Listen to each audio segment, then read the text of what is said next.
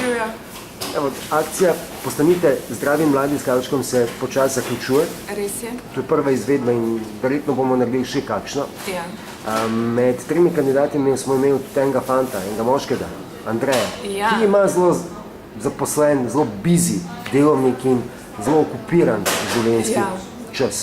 Za Andreja jaz rečem, da poka po šivih, toliko ima enih obveznosti in pravzaprav je to kar nekaj običajnega v tem našem zahodnem svetu.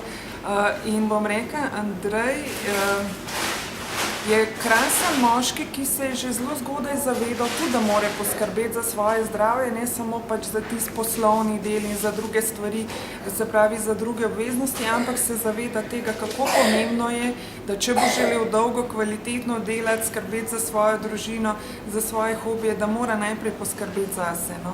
Tako da midva sva se veliko o tem pogovarjala in Andrej je v okviru tistih svojih zmožnosti, ki jih ima, seveda, ki mu jih narekuje obveznosti in vsak dan, naredil pravzaprav ogromno. Tako da je se ukvarjal s tem, kaj je za zajtrk, kako poskrbeti zase takrat, ko je doma, ko je v okviru svoje družine in konec koncev tudi, ko je na nekem službenem kosilu in tako naprej.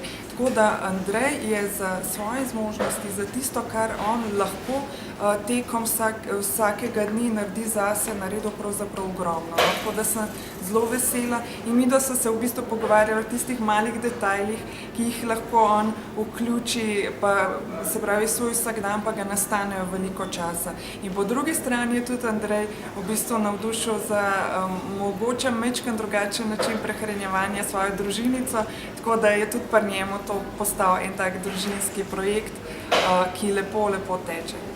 Krasno, no, torej, še kakšen plus za Andreja. Ja, sigurno. Super, hvala. Prosim.